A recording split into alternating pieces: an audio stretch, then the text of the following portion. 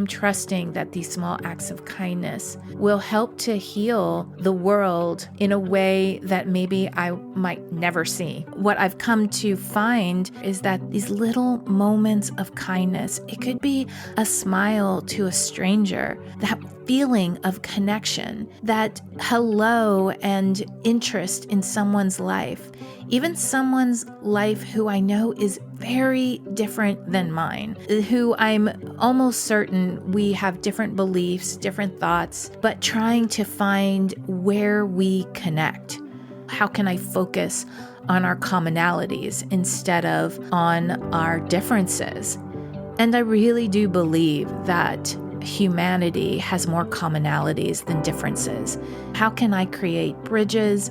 How can I show kindness to people? And the interesting thing that has happened over this year is that as I have focused on my inner world and finding peace within, and focused on kindness and showing kindness to strangers, to friends, to my community, I am seeing more of that. As it appears to many people that the world is getting worse. And I definitely struggle because there are some moments and some days that I can absolutely lean into that. But if I can pull out of that for just a moment, find gratitude in a moment, find ways to regulate my nervous system, to find a calmness and equanimity within, and to do something kind for someone, and all the different ways that that kindness can look. Then I finish my day and I feel hopeful. Welcome to the Relationship Diversity Podcast, where we celebrate, question, and explore all aspects of relationship structure diversity, from soloamory to monogamy to polyamory and everything in between, because every relationship is as unique as you are. We'll bust through societal programming to break open and dissect everything we thought we knew about relationships, to ask the challenging but transformational questions: who am I, and what do I really want in my relationships? I'm your guide, Carrie Jaroslaw, best-selling author, speaker, intuitive, and coach. Join me as we reimagine all that our most intimate relationships can become.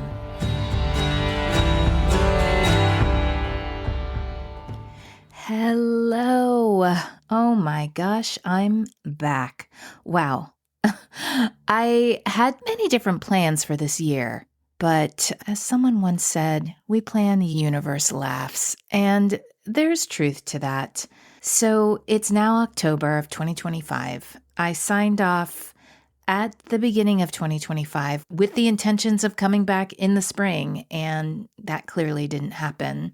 I got a message at the end of 2024. It was an intuitive message, and that message was to take everything that I could off of my plate, because 2025 was going to be a different year. And I didn't really understand that, but I've learned in my many decades of life that when I get a very strong intuitive message, that it would be wise to listen, because when I don't listen, then somehow the universe makes clear that that message was for an important reason. So I didn't understand it, but at the end of 2024, I looked at my plate and I looked at what I could let go of in order to make space for whatever was to come. And I knew it was going to be a deeper soul searching. I knew it was going to have to be something about presence and about intention and attention to my inner world. So the podcast was one of those things. I love this podcast. I've been doing it for several years, and I don't get paid for this. I do it all myself. I'm doing it because I'm really wanting to learn. I've loved the guests that I've had on. I have loved the topics that I've explored and researched. I have learned and grown so much in my relationships during the time that I had the podcast. However, when I looked at what could come off of my plate, this was one of them. And so what have I been up to over the last 10 months? Well, This episode is going to go into that a little bit. It's completely unscripted because every time I sat down to jot down even thoughts that I wanted to talk about, it just wasn't happening. So I thought, what would it be like for me just to sit in front of my microphone and share what the past 10 months have been for me? And that's the intention of this episode. I do have some interviews coming up. I have been doing interviews this year, and I've got some great topics that I'm excited to explore. I'll talk more about that towards the end of this episode. So, as I started 2025, I knew that I was dealing with a lot of anxiety about what was coming, the unknown of what the world was going to look like, the unknown of what my life was going to look like in that new world.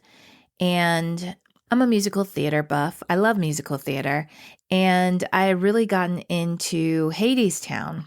If you've never seen it, I highly recommend it. I think it's an incredible musical. Lots of really insightful lyrics. This one from the song Wait For Me, the reprise, really stuck out to me. And it goes like this. The meanest dog you'll ever meet. He ain't the hound dog in the street. He bares some teeth and tears some skin. But brother, that's the worst of him. The dog you really have to dread is the one that howls inside your head. It's him whose howling drives men mad and a mind to its undoing. And then later in the song, this lyric. You got a lonesome road to walk, and it ain't along the railroad track, and it ain't along the blacktop tar you've walked 100 times before. I'll tell you where the real road lies, between your ears, behind your eyes. That is the path to paradise, likewise the road to ruin. These lyrics speak to the mind and the power and the curse of the mind. And that is where my anxiety lives. And that is also the road to paradise. So 2025 has been all about my mind, what's going on with my mind, and being super, super attentive. Another aspect that this has really led to is presence. And I realize that a lot of times when I sit in anxiety, I'm not in the present moment. I am in either a memory of the past or an illusion of a future that hasn't happened.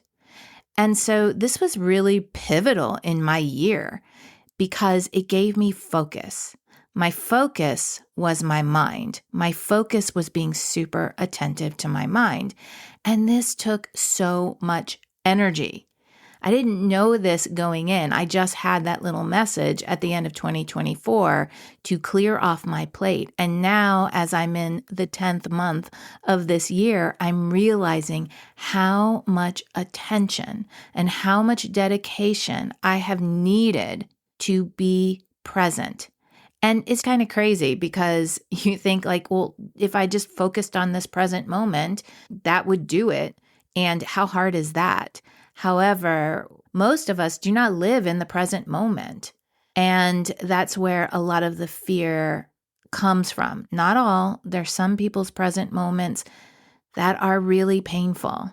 And I'm sending so much love out to anyone who is experiencing a very painful present moment. I have been through that too in 2025. And I started learning some Buddhist principles towards the end of 2024 and into 2025. And what really helped me was this idea of instead of resisting the present moment and doing anything to disassociate from it, meaning to distract myself with social media or distract myself with things that aren't good for me. Instead, I choose to lean into the discomfort, lean into it. I've talked about that before on other podcast episodes, but this is the time this past year where I really put that in practice. I came up with certain techniques that helped me breathe into the feelings and sensations in my body that I have identified as pain and discomfort and fear. And again, it took a lot of attention because our subconscious is picking things up all the time. So, for example, there could be a day where I'm feeling okay. I'm feeling grateful. I've leaned into gratitude. I'm feeling some level of nervous system settlement. I'm feeling some semblance of calm. And then I go about my day, and all of a sudden, out of nowhere, I realize that I am very dysregulated.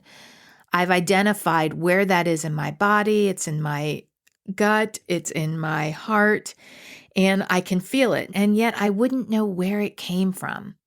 And so, having more space in my schedule, I was able to distance myself for a moment. My favorite place is excusing myself to go to the bathroom. I go into the bathroom, I take a moment to breathe, and I just go back in my day and I think about, what did I see that was disturbing? What did I witness that got me dysregulated without me even knowing it? What's going on with my family? What's going on with my friends? What's going on with my partners? Anything like that, that I would have kind of glossed over. And at the end of the day, I would have realized, oh gosh, I had something, it would have built within me. And catching it early has been really helpful for me. And again, having those moments and those behaviors that are in my back pocket. And again, these kind of things took so much presence. So I would feel the sensation. I would know that I needed to get away from other people. I would, in the soonest moment that I could, dismiss myself from a situation. I would go into the bathroom or go outside. I would check in with my body. I would find out where the discomfort was. And then I would use the techniques that I practiced over and over again to lean into the discomfort, to inquire what it came from. And then if it was something at all that I could choose to not do, for example, social media scrolling, I would choose to stop doing that for a little bit while I got myself regulated. And this has been really hard in this world. There's a lot of scary things going on. People are experiencing some really horrific things. And I am very aware of my privilege. I'm doing what I can within something that really helps me to stay regulated as much as possible, to help people in my community, to help people financially, so in all the ways that I can. And I am staying in love so that I can spread love to my community, to people who are struggling, that I can be there for those people, whether it just be an ear to listen, whether it be a shoulder to cry on. That has been my goal. And it hasn't been easy. I'll be honest. It's taken a lot of perseverance. There's been many times where I just wanted to give up. Like, I can't make a difference. The world is shit and I have no impact. In those moments, I have doubled down on my self-care. I have doubled down on my gratitude, and it has every time brought me back to a place where I can re-engage. And sometimes it's quicker than others, and sometimes I need more time. But again, having these techniques have been really helpful. I am the kind of person who can get overwhelmed by huge projects, huge issues, world environments that I feel that I don't know if I can help in any way. And that's another thing that I have really been focusing on, is how to make a difference. I've thought a lot about my mom, and for anyone who hadn't heard a previous episode that I did, my mom passed away from a very quick illness, and she was an incredible person. She was probably the most unconditionally loving and kind person that I have ever known to this day. I feel super grateful that I was her daughter and that she was my mom and that I learned so much from her. But at her celebration of life, people came from all over. There were over 100 people there. And over again, I heard people talk about what a difference she made in their lives from something very small, a kind gesture, an ear to listen to them, curiosity about their lives, taking interest in their lives. These seemed like very simple things to my mom, but they made huge differences in people's lives and they created ripples out into the world. And my mom would always say to me, I don't think that I'm doing enough or I don't do enough. She had a lot of self-worth beliefs about herself that she wasn't enough. And my prayer was always when she passed over that she knew and that she could really see the ripples of effect that she's had in the world from small acts of kindness. And so I've taken this perspective and the learning that I have gotten from my mom to trust that small acts of kindness will help the world. And I may not ever see how they help the world, but I'm trusting after having seen the difference that my mom has made, I'm trusting that these small acts of kindness will help to heal the world in a way that maybe I might never see. It brings up another line from another musical from Hamilton when Hamilton is facing his death and he's thinking about his legacy. And he says, "What is a legacy? It's planting seeds in a garden you never get to see." I have grappled with what is my contribution to this world. And I've always thought that it was going to or it needed to be something really big. But what I've come to find, thanks to my mom and thanks to this year, is that these little bits of kindness, these little moments of kindness, it could be a smile to a stranger, that feeling of connection, that hello and interest in someone's life, even someone's life who I know is very different than mine, who I'm almost certain we have different beliefs, different thoughts, but trying to find where we connect. There's a person in my life who I know we're very different. But I asked myself, how can I create a bridge instead of a wall? How can I focus on our commonalities instead of on our differences? And so that's been my focus with this person, is to focus on how are we common. And I really do believe that humanity has more commonalities than differences. It's not what we're shown. It's not what we see from the media, but I think that that's purposeful. And so how can I create bridges? How can I show kindness to people? And the interesting thing that has happened over this year is that as I have focused on that, focused on my inner world and finding peace within, and focused on kindness and showing kindness to strangers, to friends, to my community, I am seeing more of that. I am seeing more of that, as it appears to many people that the world is getting worse. And, I definitely struggle because there are some moments and some days that I can absolutely lean into that. But if I can pull out of that for just a moment, find gratitude in a moment, find ways to regulate my nervous system, to find a calmness and equanimity within, and to do something kind for someone I know, for someone I don't know, and all the different ways that that kindness can look. Then I finish my day and I feel hopeful. Those things bring me hope. And so my intention this year and for the years coming is to build bridges. I think kindness and love is the future of humanity. It's how humanity survives. And so I have some ideas of ways that I can build bridges, and those ideas will be coming forth in the next 6 months. So, what does that mean for the future of this podcast? With all honesty, I do not know. I love this podcast. I love learning about all the ways that relationships can show up. It has grounded me for many years. And at the same time, I don't know what the long-term future is, but I do know what the short-term future looks like.